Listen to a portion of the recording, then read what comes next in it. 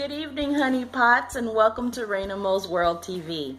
Today I just kind of wanted to address the elephant in the room, so to speak, in the cosmetic industry, and that is what is now lovingly termed as inclusivity. Here recently, a cosmetic brand, Tarte, came out with a new foundation and a new formula foundation. It has a dewy foundation and it has its matte foundation, and unfortunately they named it after their #1 selling concealer in America, which is Shape Tape. They gave it that name. This particular foundation, they only came out with 15 shades of each type. You have 15 shades of a dewy formula and 15 shades of the matte formula. And when you look at the swatches, which obviously I am going to try to add one of those images here, but I may not find one because they're all over the internet, and I'm pretty sure that this video is probably the last one you guys will ever watch in regards to this particular issue. But basically, they made the shade range cater to the clientele that they obviously felt that they had the demand for. Now, I'm not going to go in and bash this company. I just want to help us open our eyes, because so many people, I can tell, are just really hurt by the fact that this company had this great product last year that, like I said, is the #1 concealer, and they took that name and played on it to bring a foundation. And in that foundation that they brought, they didn't make it for all of us. And you can definitely tell that it hurt quite a few people. It seems like it hurt their feelings, because how dare they not make anything that would match our skin tone. And all I have to say about that is this: for a company to be successful, and apparently last year this company was very successful with their concealer that they made.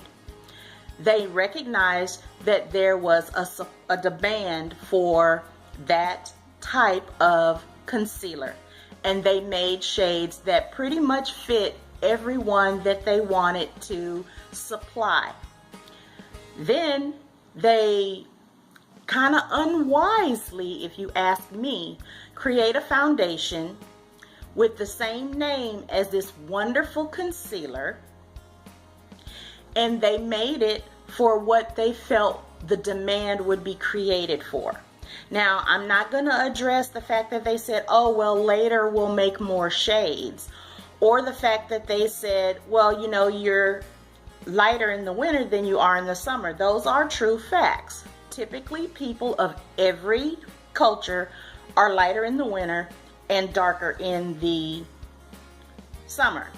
But to say that, looking at all of the shades that they made, obviously we all know that they didn't make the darkest shade to fit someone of a lighter complexion.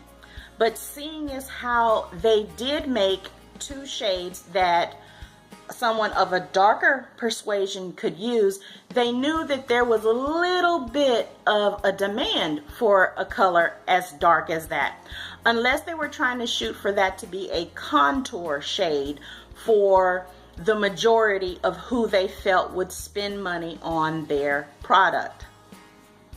So my prospect on this and my perspective is, we as a people, we as a human race, cannot get upset with a company that is working on supply and demand. Now, before you click off this video, please listen, hear me out.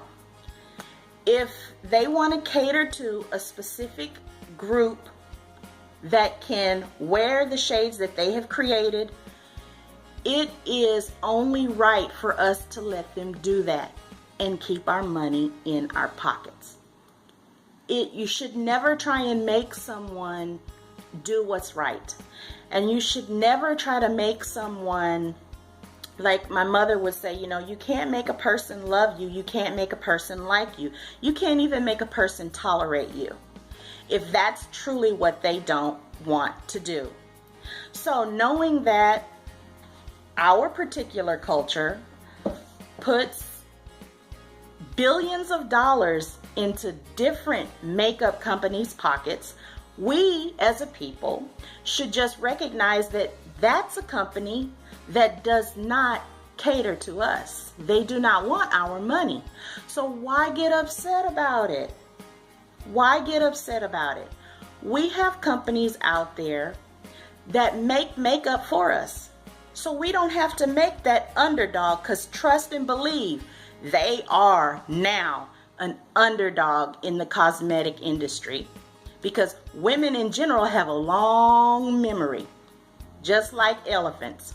So having said that, you don't have to worry about that company, because that company is irrelevant. It's irrelevant to us.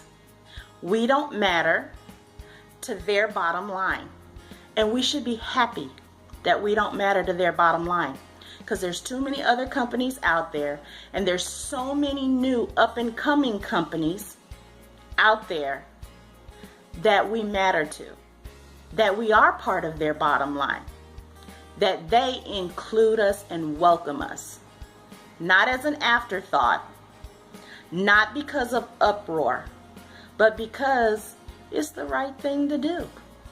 So I want to ask you guys, what are your thoughts on the knowledge or the prospect and perspective that I'm trying to share with you guys? Is it something that you agree, or do you think I'm totally out of my mind? I would really like to hear your thoughts on it, because I really and truly feel like not only did they put their foot in their mouth, that they have basically ended the relevance of that company to the bulk of female humans that wear and buy makeup. So on that note, honeypots, stay well and stay beautiful. Bye.